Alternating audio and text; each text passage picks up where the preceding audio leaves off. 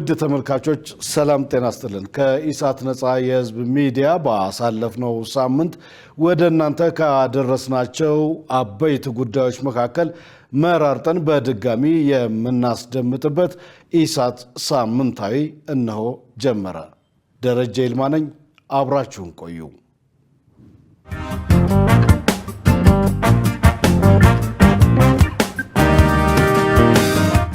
ግጭቶች ባሉባቸው አካባቢዎች ተንቀሳቅሶ ለመስራት አስቻይ ሁኔታ ባለመኖሩ በስራው ላይ እንቅፋት ሆኗል ሲል የሲቪል ማህበረሰብ ድርጅቶች ምክር ቤት ያስታወቀው ባሳለፍነው ሳምንት ነበረ።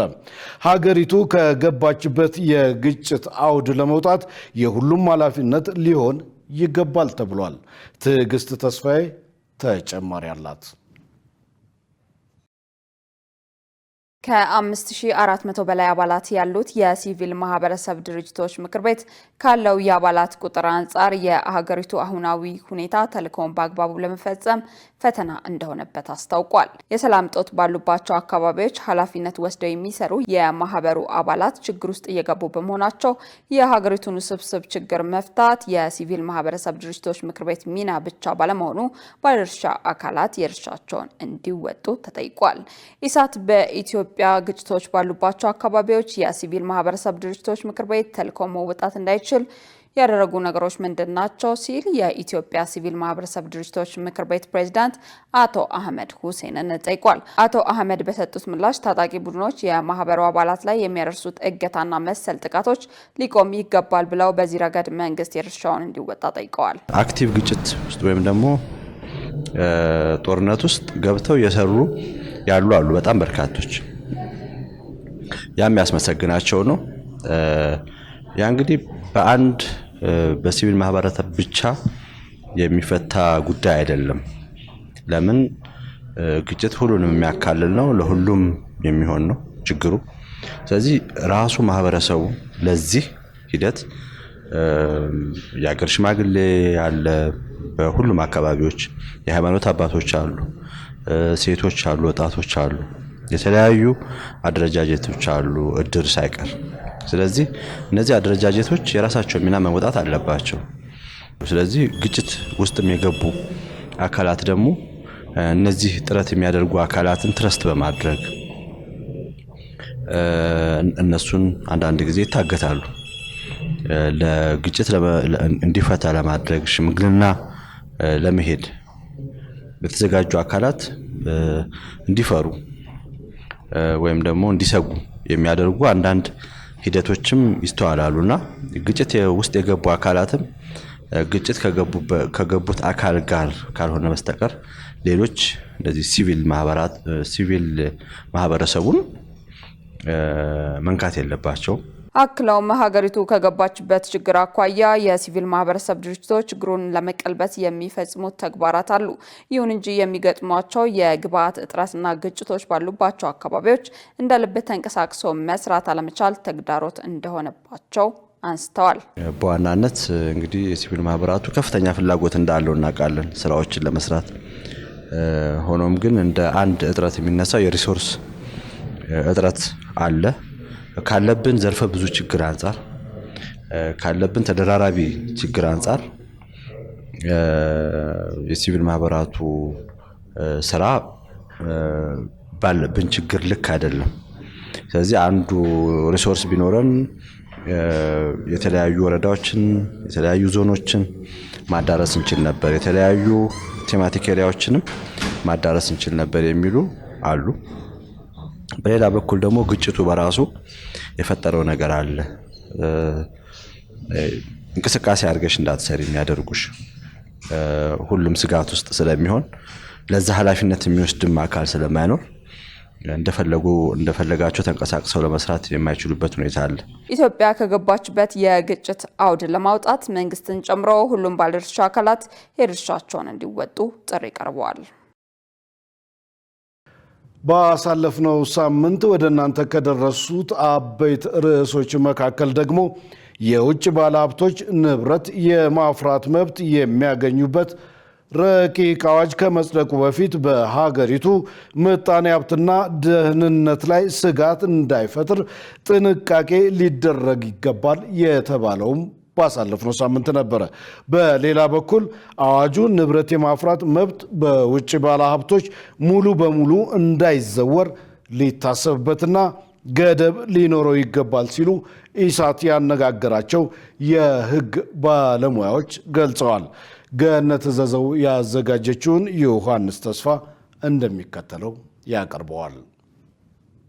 የሚኒስትሮች ምክር ቤት የውጭ ዜጎች የማይንቀሳቀስ ንብረት ባለቤት መሆን የሚችሉበትን ረቂቅ አዋጅ ወደ ፓርላማ ማስተላለፉ ይታወቃል። በመሆኑም የውጭ ሀገር ዜጎች በሀገር ውስጥ ንብረት የማፍራት መብት እንዲኖራቸው የሚፈቅደው ረቂቅ በሕዝብ ተወካዮች ምክር ቤት ቀርቦ ቢጸድቅ አዋጁ እንደ ሀገር የሚያመጣው ምጣኔ ሀብታዊ ጠቀሜታ ምን ይመስላል? መንግስትስ አዋጁን ከማጽደቁ በፊት ምን አይነት ጥንቃቄና ውሳኔ ማሳለፍ አለበት? ሲል ኢሳት የሕግና የምጣኔ ሀብት ባለሙያዎችን አነጋግሯል። የሕግ ባለሙያው ጥጋቡ ደሳለኝ በሰጡት አስተያየት ኢትዮጵያ የውጭ ምንዛሬ ድጋፍ አጥታ ስለኖረች ይህ አዋጅ ከጸደቀ በአዎንታዊ መልኩ የሚታይ ነው ይላሉ።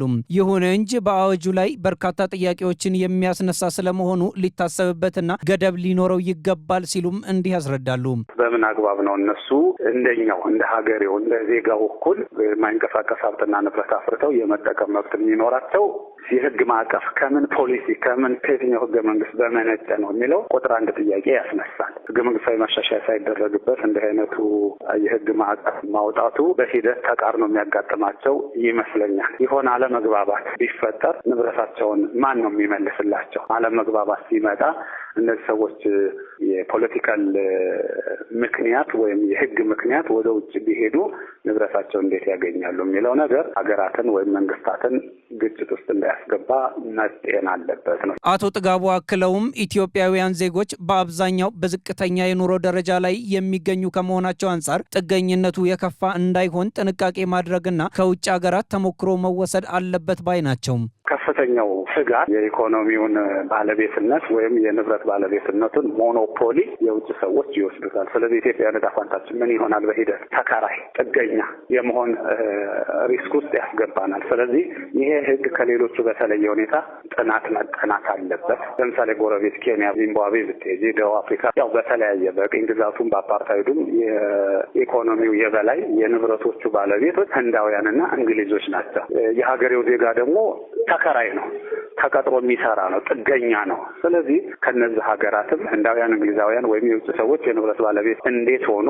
የሀገሬው ዕጣ ፈንታ የዜጋው ምንድነው? ስራው እንዴት እየሆነ ነው? ያለ ሁኔታ ምንድነው? ተብሎ ተሞክሮ መወሰድ መቻል አለበት። ሌላኛው የህግ ባለሙያ ካሳሁን ሙላቱ በበኩላቸው አሰራሩ በሌሎች ሀገራትም የተለመደ ቢሆንም የሀገርን የምጣኔ ሀብታዊ አቅም በውጭ ባለሀብቶች ሙሉ በሙሉ እንዳይዘወር ሀገራዊ ደህንነትንና አደጋ ላይ በሚጥል መልኩ የውጭ ዜጎቹ እንዳይንቀሳቀሱ ከማድረግ አኳያ አዋጁ ከመጽደቁ በፊት ከፍተኛ ጥንቃቄ መደረግ እንዳለበት ጠቁመዋል። እንዲህ አይነት አሰራሮች ሲፈቀዱ በጣም ግልጽ የሆኑ መመሪያ፣ አዋጆች፣ ለአፈጻጸም የሚረዱ መመሪያና ደንቦች ሊኖሩ ይገባል። አፈጻጸሙ በጣም ቁጥጥር የሚደረግበት እና እኛ ዘግይተን የተገበረን ሀገር እንደመሆናችን ሌሎች ሀገር ላይ የታዩ ክፍተቶችን በሚያረም መልኩና አፈጻጸሙ አሉታዊ ተጽዕኖ በማይኖረው መልኩ የሀገርን ኢኮኖሚ፣ አጠቃላይ ማህበራዊ እንቅስቃሴ፣ ጸጥታ ሁኔታ ለውጭ ሀገራት አሳልፎ በማይሰጥ መልኩ የሀገርን ጥቅም በማይጎዳ መልኩ በተቃራኒው ለሀገር ከፍተኛ አስተዋጽኦ ማድረግ በሚችል መልኩ ነው ሊተገበር የሚገባው የሚል እምነት ነው ያለኝ።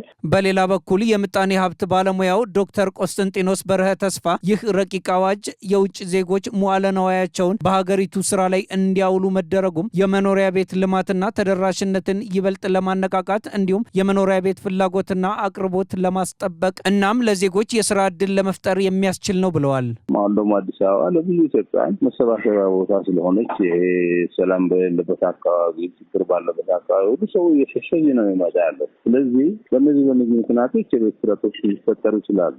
እነዚህን መፍታት ነው የሚያስፈልገው። ሌሎቹ ከተሞች እያደጉ ሰዎችን ማስተናገድ የሚችሉበት መንገድ ካልፈጠር ነው በስተቀር የአዲስ አበባ የቤት እጥረት በጭራሽ የሚገታ ነገር አይደለም። አሁን ባለንበት ምንሄድ ከሆነ በረቂቅ አዋጁ ላይ አንድ የውጭ ሀገር ባለይዞታ በአንድ ጊዜ ከ3 በላይ መኖሪያ ቤቶችን ወይም ባለይዞታነት መብት ሊኖረው እንደማይችል ተጠቅሷል።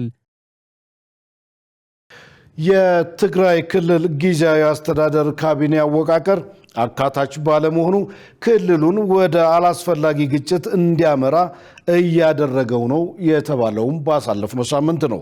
ሁሉን አካታች የሆነ ውይይት በማድረግ በክልሉ ዘላቂ ሰላምና መረጋጋት እንዲመጣ ማድረግ ያስፈልጋል ሲሉ በክልሉ የሚንቀሳቀሱ ፓርቲዎች ገልጸዋል። መሰረት ባዩ ያዘጋጀችውን ሰላማዊት ሙልጌታ ታቀርበዋለች። ሌተናል ጄኔራል ታደሰ ወረደ የትግራይ ክልል ጊዜያዊ አስተዳደር ሆነው ስልጣን ሲረከቡ የተፈናቀሉ ዜጎችን ወደ ቀያቸው የመመለስ ሂደት በጅምር ያለው እንዲጠናቀቅና በቀሪ አካባቢዎችን በፍጥነት እንዲተገበር ማድረግ፣ በፕሪቶሪያው ስምምነት መሰረት ትጥቅ የመፍታትና የቀድሞ ታጣቂዎችን መልሶ የማቋቋም ተግባር በአፋጣኝ እንዲጠናቀቅ ማድረግ፣ በክልሉ የህግ የበላይነት እንዲሰፍን ማድረግና ሌሎች ጉዳዮችን ለማሳካት የቃል ኪዳን ሰነድ መፈረማቸው ይታወሳል። የገቡትን ቃል ወደ ተግባር ለመለወጥ እንዲያስችል በቅርቡ ያዋቀሩት ካቢኔ ይህንን ለመስራት ይችላል የሚል እምነት እንደሌላቸው በክልሉ የሚንቀሳቀሱ ፓርቲዎች ገልጸዋል። ምክንያት ያሉት ደግሞ የተዋቀረው ካቢኔ አካታች ባለመሆኑ ሁሉም ድምጾች ሊደመጡ አይችሉም ብለዋል። የትንሳኤ ሰባ እንደርታ ፓርቲ ሊቀመንበር ከበደ አሰፋ እንዳሉትም ጊዜያዊ አስተዳደሩ ወደ ስልጣን ሲመጡ ቃል የገቡባቸው ጉዳዮች እየተተገበሩ ባለመሆኑ የፌዴራል መንግስት ክትትል ሊያደርግ ይገባል ብለዋል። ጊዜያዊ አስተዳደሩ ያቋቋመው ካቢኔ አካታች አይደለም፣ በዚህም ክልሉን ወደ አላስፈላጊ መስመር እየወሰደው ነው ሲሉ ተናግረዋል። ሊቀመንበሩ አክለውም ሁሉንም አካታች የሆነ ውይይት በማድረግ ክልሉ ወደ ግጭት ከማምራቱ በፊት መፍትሄ ማምጣት እንደሚያስፈልግ ገልጸዋል። ፌዴራል መንግስት በትግራይ ጉዳይ ከሁሉም ኃይሎች የሚመለከታቸው ኃይሎች ጋር ነው መነጋገርም መደራደርም መወያየትም ያለብን። በዛ መንገድ አቃፊውን ሲባል ኢንክሉዲንግ ህወሓትንም ጨምሮ ማለት የቱንም ያህል የህግ ክፍተት ቢኖርበትም እንኳን በሂደቱ አሳትፎ ህጋዊ ሂደቶችን ተከትሎ እንዲንቀሳቀስ ግፊት ማድረግ ያስፈልጋል። ህወሓት ላይ ግፊት በማድረግ ሂደት ላይ ሌሎች ባለድርሻ አካላት ያሳተፈ መድረክ እኮ ቢፈጠር ህወሓት ሳይፈልግ ሳይወድ በግዱ ህጋዊ ሂደቱን ተከትሎ ግን አክብሮ የሚንቀሳቀስበት ሁኔታም ይፈጠራል። ነገር ግን አሁን ህወሓት እምቢ ይላል። የፌዴራል መንግስት ደግሞ ሸብረክ እያለ ህወሓት የሚፈልገውን ነገር እያደረገ የሚሄድ ከሆነ ኢትዮጵያ ውስጥ የህግ የበላይነትንና ሰላማዊ ትግልን አደጋ ውስጥ እየገባ በተቃራኒው አመፀኝነትና ህገወጥነትን የሚያምኑ ኃይሎች የልብ ልብ እየተሰማቸው አሁንም ሀገሪቷን መበጥበጣቸው ይቀጥላሉ ማለት ነው። ስለዚህ መፍትሄው ሊሆን የሚችለው የፌዴራል መንግስት በዚህ ጉዳይ ላይ የሰጠው በዚህ በ8 ነጥቦች የያዘ የቃል ኪዳን ሰነድ ተግባራዊ የተደረገ ስላልሆነ አሁንም 1 ዓመት ደርሶ ሌላ ጭቅጭቅ ከሚፈጠር ከመነሻው በጊዜ ሂደቱ እየገመገሙና አካሄዱ ከመነሻው ውድቅ መሆኑን እየታወቀ ይህንን ልክ እንዳልሆነ መንግስት ሪያክት ማድረግ መቻል አለበት። በዚህ ጉዳይ ላይ በጊዜ ጣልቃ ካልገባ ነገሮች ከተበላሻሹ በኋላ ለማስተካከል የሚደረግ ሂደት ብዙም ትርጉም ያለው ነገር አይደለም። የትግራይ ዲሞክራሲያዊ ፓርቲ የማዕከላዊ ኮሚቴ አባል ገብረ ጊዮርጊስ ግዳይ በበኩላቸው ተፈናቃዮችን ወደ አካባቢዎች የመመለስ ሂደት እየተከናወነ አይደለም፣ ክልሉ ከዚህ ቀደም ከነበረበት ችግር አንጻር ዘላቂ መፍትሄ ማምጣት ያስፈልጋል ሲሉ ይናገራሉ። ለኛ ምንድነው እንደ ፓርቲም ጭምር ግልጽኛ ሆኜ የምናገረው አሁን የአዲሱ አስተዳደር ክልሉን ወደ ባሰ ችግር እየወሰደው ነው። እንደ ፌደራል መንግስት ነገ የኢትዮጵያ ሕዝብ በታሪክ እንዳይጠይቅ ቶሎ ተከታተለው ነው የኛ ምክር። ምናልባት ከዚህ ከአቅማችን ከቁጥጥር ውጭ እየሄደ ነው ክልሉ። የተለያዩ የውጭ ኃይሎችን እንደፈለጉ እየፈረጩበት ነው። እንደ ፕሬዚደንት አድርገን እንደ አስተዳደር አለ ብለን ግን ማሰብ ራሱ ግን መሳለቅ ነው የሚሆነው ነው የምለው። ምክንያቱም ወጣቱ እንኳን ወጣት ተስፋ ቆርጦ እየወጣ አንዱ በሆነ ቦታ ወደዛ ይሄዳል፣ አንዱ ወደዛ ይሄዳል፣ እየተበከለ ነው። በዛ ተወስዶ ደግሞ የውጭ ኃይሎችን መጥቀሚያ እየሆነ ነው። ስለዚህ አሁን ነገ በሚፈጥረው ችግር በራሳችን ልጆች ልንወጋ ነው ማለት ነው በሌላ አባባል። ስለዚህ ይሄ ነገር ትክክል አይደለም። ምክንያቱም ስትራቴጂካዊ መሪነት ያስፈልገዋል። ክልሉ በጣም የተጎሳቆለና የተለያየ ሶሻል ትርምስ ማህበራዊ ቀውስ ያለውት ነው። ራሳቸው ሶሻል የማህበራዊ ቀውስ ምንጭ የሆኑ ሰዎችን መፍትሄ ሊሆን አይችሉም። ይሄ የችግር ምንጭ እንጂ የመፍትሄዎች ምንጭ ሊሆኑ አይችሉም። በክልሉ ዘላቂ የሆነ መረጋጋት እንዲፈጠር ሁሉን አካታችና አሳታፊ የሆነ አወቃቀር ሊኖር ይገባል ሲሉ ፓርቲዎቹ በአጽንኦት ተናግረዋል። በአዳማ ከተማ ነዋሪዎች በተለያዩ የልማት አርዕስተ ጉዳዮች ስም ህጋዊ ደረሰኝ የሌለው መዋጮ በግዳጅ እንዲከፍሉ እየተደረገ መሆኑ የተገለጸውም ባሳለፍነው ሳምንት ነበረ። ቤት ለቤት ሳይቀር እየተዞረ ዜጎችን ማስጨነቅ መጀመሩን ተከትሎ የከተማው ነዋሪዎች የመንግስት ያለህ እያሉ ነው። ሸሪፍ ኢማም ተጨማሪ አለው። የኦሮሚያ ብሔራዊ ክልላዊ መንግስት በዚህ ዓመት ለጨፌ ኦሮሚያ አባላት ደረሰኝ የሌለው መዋጮ በነዋሪዎች ላይ በጉልበት እየተጫነ ነው ሲሉ ቀርቦ እንደነበር ይታወሳል። በዚህ ጉዳይ ላይ የክልሉ ርዕሰ መስተዳደር አቶ ሽመልስ አብዲሳ ከዜጎች ደረሰኝ የሌለው ገቢ የሰበሰበ ሰው ከጠላት ለይተናናይም በማለት የክልሉን አመራር ቢያስጠነቅቁም ችግሩ ግን እየተባባሰ እንጂ እየተቀረፈ እንዳልሆነ ዜጎች ይናገራሉ።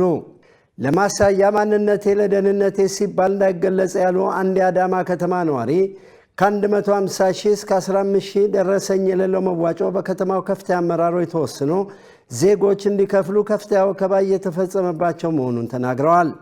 እንደ ማሳያ የእንዶዴ ጋራ ቤቶች ግንባታ ለጨፌ ኦሮሚያ፣ ለሚሊሺያ ልብስ፣ ምግብና ደሞዝ፣ የሀገር መከላከያ፣ ለቡሳ ጎንፋ፣ ለኢኒሼቲቭ፣ ለፓርቲ መዋጮ፣ ለፓርቲ ህንፃ ግንባታ፣ ለኮሪዶር ልማት በልዩ መልኩ በየዞኖቹ 500 ሺህ ብር ግዳይ ተጥሎ እየተሰበሰበ ነው ብለዋል። ይህ ጉዳይ መንግስት ሰምቶ አፋጣኝ የእርምት እርምጃ እንዲወስድ ኢሳት ነጻ ህዝብ ሚዲያ ድምፅ እንዲሆናቸው ጠይቀዋል። እየተለቀመ ያለው በጉልበት ነው። የአንዶዴ የተባለው ፕሮጀክት ለማን እንደሚሰራ ባናውቅም ዜጎች ቤት ለቤት እየተካሄደባቸው ደረጃ የነጋዴ 150 ሺህ ብር፣ ደረጃ ቢነጋዴ 100 ሺህ ብር፣ ደረጃ ሲነጋዴ 50 ሺህ ብር እየተጠየቀ ነው። በዚህ የተነሳ በከተማው ድርጅታቸውን ዘግተው ሀገር የለቀቁ ዜጎች ቁጥራቸው ከፍተኛ ነው። ዞሮ ዞሮ ስራው እየተሰራ ያለው የሌብነት ነው። ፕሮጀክቱ ከዚህ ቀደም ከነሱ ጋር የጥቅም ትስስር ያላቸው በለውጡ ዘመን ሀብታም የሆኑ ሰዎችን በማስገደድ ነው እየተሰራ ያለው። መንግስት ይህንን ጉዳይ በአፋጣኝ አይቶት የእርምት እርምጃ ካልወሰደ በቅርቡ በአዳማ ከተማ ዜጎች አደባባይ መውጣታቸው አይቀርም። ሌላኛ የከተማ ነዋሪ እንደገለጹት ከሆነ መዋጮ ይጠየቅባቸዋል ከተባሉት ውስጥ የቡሳ ጎንፋ ካልሆነ በስተቀር ሌሎቹ ምንም አይነት ህጋዊ ደረሰኝ የሌላቸውና በእስራት ጭምር ዜጎች ተገደው እንዲከፍሉ መደረጉና በተለይ የእንዶዴ ጋራ መኖሪያ ቤቶች ግንባታ በነፃ እየተሰራ ቢሆንም ገንዘቡን ግን ከህዝብ እየሰበሰቡት ይገኛሉ። በአሁኑ ሰዓት ዜጎች ወደምንጠፋበት አተን እንጂ ያለው ነገር እጅግ በጣም አስቸጋሪ ነው፣ መንግስት ይድረስልን ሲሉ ተናግረዋል። ቤት ለቤት እየተሄደ ነው። ተከራይ ሳይቀር ያለው የሌለው ሳይባል ሰርቪሶች እየተቆጠሩ እስከ 15 ሺህ ብር አንጡ እየተባለ ነው። መንግስት ከላይ ያወርደው አያወርደው ያወቅነው ነገር ባይኖርም እየሆነ ያለው ስራ ግን በኔ በማህይም ጭንቅላት ሀገርን የመናድና ግለሰብን ሀብታም የማድረግ ይመስለኛል። ይሄንን ነገር ከወጣው መንግስት ተጋብሎ ማናገር ነው አለበት። ማን ጠየቀ? አንዱ ስንጣር ካላመጣን ደግሞ አሰሩም አትገባሁትም እየተባለ ነው። ይሄንን ተጋብሎ ያማከረ ሰው እኮ የለም። እኔ በስልክ ተደውሎ እኮ ወይ ልጅትን ወይ ደግሞ ብስጭት ነው የተባልኩት። እንደዚህ አይነት ማህበረሰብ እንደዚህ አይነት የህግ አካል ባለበት ሀገር ላይ ማን ያናገረና ተጠቃሚ? እኛ እንግዲህ አምጡ ነው እንጂ ተባልነው የት እንደወሰዱት ማን እንዳደረገው። እኛ አሁን ንብረት እየተቆጠረ ወይ ደግሞ የምንሰራው ነገር እየተሰራ ነው ብር እየተጠየቅን ያለው። ያ ሳይሆን እኛም ማለት ኪሳችንን በማከለ መልኩ ብንጠየቅ ጥሩ ነበር። እኔ አሁን የሆነ ስራ ወይ ደግሞ የሆነ ቤት ካለኝ ያንን ቦታ እያዩ እንቅስቃሴ እንደዚህ ነው ብሎ በራሱ እየመደበና ይሄን አምጪ እያለኝ ያለው ይሄ ተገቢ አይደለም ብዬ ነው የማስበው። ይህን ጉዳይ ለማጣራት የከተማ ምክትል ከንቲባ አቶ ማቴዎስ ሰቦቃን ጠይቀን ለጨፌ ኦሮሚያ እየተዋጣ ነው የሚለው ጉዳይ ሐሰት መሆኑን ተናግረው ነገር ግን አንዶዴ የጋራ መኖሪያ ቤቶች በተባለው ጉዳይ የከተማውን ነዋሪ ነጋዴና ሌሎችን ባለድርሻ አካላትን በማሳመን እየተለቀመ ያለ መዋጮ ነው ሲሉ በትክክል ከዜጎች እየተሰበሰበ ያለው መዋጮ እውነት ስለመሆኑ አረጋግጠዋል። መነመሪ ናኖፍ ጀዳሜ ካርሺኒ ወልት ጉረሙ ስንጅሩ ሆገንሲ ለጨፌ ኦሮሚያ ክልላዊ መንግስት እየተለቀመ ያለ መዋጮ የለም፣ መኖርም የለበትም። አቅጣጫ የሰጠ አመራርም የለም። ይህ ፈጽሞ ከእውነት የራቀ ነው። ነገር ግን ከአንዶዴ የጋራ ቤቶች ጋር ተያይዞ የከተማውን ማህበረሰብ ለማወያየት ዜጎች ግዴታቸውን እንዲወጡ በጋራ የተጣለ መዋጮ አለ። አሁን እያስከፈልን ያለነው እሱ ነው እንጂ በግዳጅ ክፈሉ የተባሉ ዜጎች የሉም። ቀድሞውኑ ስላመኑበት ደግሞ ይከፍላሉ። ፕሮጀክቱ ደግሞ በነፃ ነው በተባለው ጉዳይ አሁን ኮንትራክተሮቹ በነፃ እየሰሩ ነው። ነገር ግን ስራውን በነፃ እየተሰራ አይደለም። ቤቱን ደግሞ እየሰራን ያለነው ለድሃ ዜጎች መኖሪያነት ስንል ነው። እንዴት ይተላለፋል የሚለው አሁን ለጊዜው መናገር አልፈልግም። መዋጮም እየተሰበሰበ ያለው የፋይናንስ ስርዓቱን ተከትሎ ነው እየተሰበሰበ ያለው። የከተማውን እድገት የማይፈልጉ አንዳንድ ኃይላት ስራውን የማይፈልጉት የተለያየ አቅጣጫ ለማስያዝ እየሰሩ ሊሆን ይችላል። እውነታው ግን የነገርኩህ ነው። ዋና ከኡመታትም ማሪያታሜ ሙርታ የከነ ዋወሌ ሙርቴስተ ከነ ወዲራ ወጣ ጀቹ በከተማ ማንነታቸው የማይታወቅ አካላትና በተለይም ሚሊሻዎች ዜጎችን እያዋከቡ ሕግና ሕገ መንግስቱ ከሚፈቅደው ውጭ በጉልበት መዋጮ እየተቀበሉ ስለመሆኑ ኢሳት ነጻ ሕዝብ ሚዲያ በተለያዩ ጊዜ ባደረጋቸው ማጣራት ከዜጎች አንደበት አጣርቷል። በመሆኑም የክልሉ መንግስት በጨፌ ኦሮሚያ ላይ ቀርቦ የሰጠውን ማሳሰቢያ ለመፈጸሙን አውቆ እርምጃ እንዲወስድ ኢሳት ነጻ ሕዝብ ሚዲያ ይጠይቃል። ፓርቲዎች ከመለያየት ይልቅ ከነልዩነታቸው በሀገር ጉዳይ በጋራ በአንድነትና በትብብር መስራት እንዲችሉ ጥሪ የቀረበውም ባሳለፍነው ሳምንት ነበር። ጥሪ ያቀረበው የነጻነትና እኩልነት ፓርቲ ለዘላቂ ሰላም መረጋገጥና ለሀገረ መንግስት ግንባታ የሚያበረክተውን አስተዋጽኦ አጠናክሮ እንደሚቀጥል አስታውቋል። ሰይፍ ዓለም ዝርዝር አለው። ነጻነትና እኩልነት ፓርቲ ለዘላቂ ሰላም መረጋገጥና ለሀገረ መንግስት ግንባታ የሚያበረክተውን አስተዋጽኦ ይበልጥ እንደሚያጠናክር ገልጿል። ፓርቲው ጠንካራ ፓርቲ ጠንካራ መንግስት ጠንካራ አገር በሚል መሪ ሐሳብ ሁለተኛ መደበኛ ጠቅላላ ጉባኤውን ያደረገ ሲሆን በሰላማዊ የፖለቲካ ትግል ልዩነት እንደሚፈታ በመግለጽ ከባለድርሻ አካላት ጋር በቅንጅት እየሰራ መሆኑን ገልጿል። የፓርቲው የአደረጃጀትና የአቅም ግንባታ ኃላፊ ሙባረክ ረሺድ የአገሪቱ ዘርፈ ብዙ ችግሮች በሰላማዊ መንገድ መፍትሄ እንዲያገኙ ጥሪ የቀረበበት ጉባኤ እንደሆነ አንስተዋል። በተለያየ መንገድ በልዩነት ውስጥ ሆነው ዳር የቆሙና በትጥቅ ትግል የሚሳተፉ አካላት ወደ ንግግር እንዲመጡም ፓርቲው ጥሪ አቅርቧል ብሏል። ሰላምና ጸጥታ ጉዳይ፣ የምክክር ጉዳይ፣ የእርቅ ጉዳይ እንዲሁም ጦርነቶች በተቻለ መጠን በአስቸኳይ እንዲቆሙ ከተፋላሚ ወገኖች ወደ ጠረጴዛ ዙሪያ እንዲመጡ ጥያቄም የተጠየቀበት ነው። ጥሪም የቀረበበት ነው። ሰላምና ጸጥታ በተለይ የዜጎች ደህንነት ጉዳይ፣ የሀገር ሰላም ጉዳይ እጅግ በጣም ትኩረት የተሰጠበት ነው። እንደ ፓርቲ ጉባኤተኛውም በዛ ረገድ እንትን ብሏል። ፓርቲዎች በልዩነትና በርዕዮተ ዓለም ምክንያት ከመራረቅ ከመናቆር ይልቅ በትብብር በጋራ እንዲሰሩ ፓርቲያችን ዝግጁ ነው ብሏል። ለፓርቲዎች ጥሪ ያቀርበናል። አብሮ መስራት ሲባል ግን ኮምፕሮማይዝ ሁሉም እኛም ፓርቲ ጨምሮ ምንተዋቸው ኮምፕሮማይዝ የምናደርጋቸው ነገሮች ሊኖሩ ይችላሉ። ለሀገርና ለሕዝብ እስከጠቀመ ድረስ ሀገርና ሕዝብ እስካሸነፈበት ድረስ ምንተው ሀሳብ መኖር አለበት።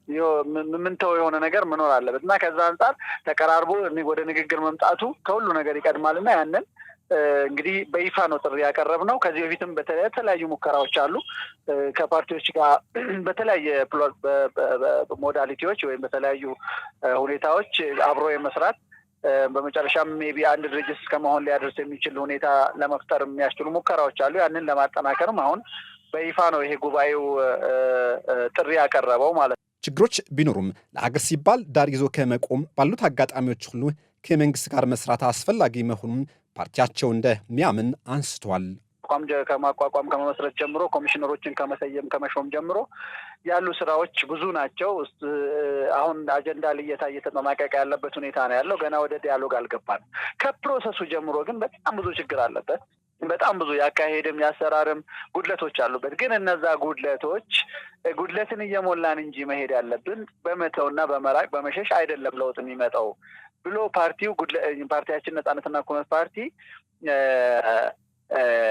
ጉድለቶች እንዲታረሙ እንዲስተካከሉ ተግሳጽ በመስጠት መልእክት በማስተላለፍ ይሄን ከማድረግም ባሻገር ባሉት ሁኔታዎች ጠባብም ቢሆኑ ግን በሆነ ጊዜ አንድ ጊዜ የሚመጣ ድል በመሆኑ ያንን ደግሞ መጠቀም በተቻለ መጠን ደግሞ መንግስትም ሆነ ሌሎች የሚመለከታቸው አካላት ያላስተካከሏቸው ያበላሿቸው በሂደቱ ላይ ያሉ ችግሮችን እንዲቀርፉ እንዲያስተካክሉ ፑሽ በማድረግ ሂደቱ ላይ እየተሳተፍን ነው የምንገኘው። ፓርቲው ዘርፈ ብዙ ችግሮች አሉበት ያለውና ሀገር እየመራ የሚገኘው ብልጽግና ፓርቲ በሰላማዊ መንገድ ለማሸነፍ ጠንካራ ፓርቲ እየገነባ መሆኑ አቶ ሙባረክ ገልጿል።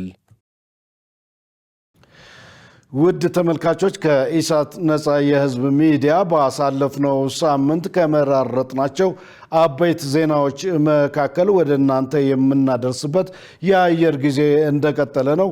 አሁን ደግሞ በዚያው ሳምንት የነበሩትን የውጭ ዘገባዎች አስደምጣችኋለሁ። ከእኛ ጋር ሁኑም።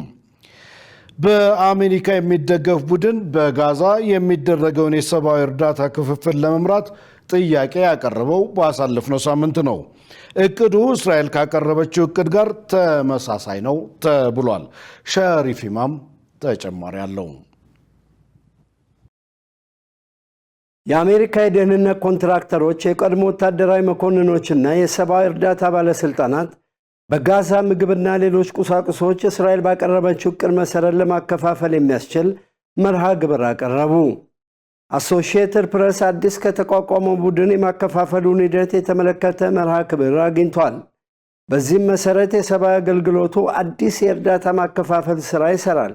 የተባበሩት መንግስታትና ሌላ ዓለም አቀፍ ኤጀንሲዎችን በመተካት ይሁን እንጂ የተባበሩት መንግስታትና ሌላ የእርዳታ ድርጅቶች እስራኤል የእርዳታ ማከፋፈሉን ሥራ ለመቆጣጠር የምታደርገውን ጥረት አልተቀበሉትም።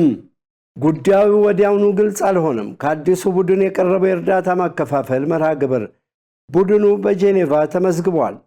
እስራኤል ምግብ፣ ነዳጅና መድኃኒት ወደ ጋዛ እንዳይገባ ከከለከለች 10 ሳምንታት አልፈዋል። ይህም የ2.3 ሚሊዮን ፍልስጤማውያንን ኑሮ የከፋ አድርጎታል። አሁን ላይ እርዳታ ወደ ጋዛ እንዲገባ አይፈቀድም፣ አዲስ የማከፋፈሉ ስርዓት ወደ ስራ እስኪገባ ድረስ። 14 ገጽ ያለው ይህ የእርዳታ ማከፋፈል መርሃ ግብር በዚህ ሳምንት በእርዳታ ሰጪ ቡድኖችና በተባበሩት መንግስታት ባለስልጣናት ዘንድ የመታየት ዕድል ነበረው። እቅዱ እስራኤል በግሏ ከዓለም አቀፍ የእርዳታ ቡድኖች ጋር ለሳምንታት ከመከረችበት ጋር ተመሳሳይ ነው። መርሃ ግብሩ ለመጀመሪያ ጊዜ ይፋ ባደረገው እቅድ የፋውንዴሽን መቋቋምና የሚመሩትን ሰዎች ስም ገልጿል። የተባበሩት መንግስታት ባለስልጣን ባለፈው ሳምንት እንዳሉት የእስራኤል እቅድ እርዳታን እንደ መሳሪያ መጠቀም ነው። ይህም እርዳታ የሚያገኘው ማን ነው በሚለው ላይ ጥብቅ ቁጥጥር በማድረግ ብለዋል። የእርዳታ ሰራተኞችም እቅዱን ተቃውመዋል። የእርዳታ ክፍፍሉም በአራት ዋና ዋና ቦታዎች በመክፈል በግል የደህንነት ኮንትራክተሮች እንዲጠበቅ በማድረግ በዚህ ሁኔታ እቅዱ በርካታ የጋዛ ነዋሪዎችን ፍላጎት ሊያሟላ የሚችል አይደለም ብለዋል። በኃይል ፍልስጤማውያንን ከቀያቸው በማፈናቀል ወደ እርዳታ ጣቢያ እንዲሄዱ ለማድረግ የታለመም ነው ብለዋል። በአዲሱ ቡድን የእርዳታ ማከፋፈል መርሃ ግብር መሰረት ፍልስጤማውያን ቀደም ብሎ የእርዳታ ፓኬጅ ራሽን ይሰጣቸዋል። ይህ ማለት የመጠጥ ውሃ፣ የንጽህና መጠበቂያ፣ ብርድ ልብስና ሌሎች ቁሳቁሶችንም ከማከፋፈያ ማዕከላት ማግኘት ይቻላቸዋል። ቡድኑ አክሎ እንዳስታውቀው ከተባበሩት መንግስታትና ከዓለም አቀፍ የእርዳታ ቡድኖች ጋር በትብብር መስራት ይፈልጋል፣ በዋናነት የሚያቀርቡትን እርዳታ በአግባቡ በመያዝ። የአሜሪካ ባለስልጣን የቀረበው መርሃ ግብር ትክክለኛነት አረጋግጧል። እንዳሉትም የቀድሞ የተባበሩት መንግስታት የዓለም የምግብ ፕሮግራም ዳይሬክተር ዴቪድ ባስሌ ተቋሙ እንዲመሩ ተመራጭ ሆነዋል። እስራኤል ሐማስና ሌላ ጦረኛ ቡድኖች ከፍተኛ እርዳታ እየወሰዱ ነው ስትል ወቀሳ ታሰማለች። የተባበሩት መንግስታትና የእርዳታ ሰራተኞች ግን ይህንን አይቀበሉም። የተባበሩት መንግስታት በአግባቡ የእርዳታ ክፍፍሉን እንደሚቆጣጠር ይናገራል። ዜናውን ስናጠናቅር አሶሺየትድ ፕሬስና አልጀዚራን በመረጃ ምንጭነት ተጠቅመናል። በመጨረሻም በፓኪስታንና በህንድ መካከል ያለው ውጥረት ተባብሶ መቀጠሉን ተከትሎ ሀገራቱ እርስ በእርስ እየተወነጃጀሉ መሆኑን የነገርናችሁ ባሳለፍነው ሳምንት መጨረሻ ነበረ። በሌላ በኩል ዓለም አቀፉ ማህበረሰብ ኒውክሌር የታጠቁ ጎረቤታሞች በአወዛጋቢው የካሽሚር ክልል እያደረጉ ያሉት ግጭት እንዳይባባስ ጥሪ እያቀረበ ነው ተብሏል። ዮሐንስ ተስፋ የዚህን ዜና ዝርዝር ያቀርበዋል።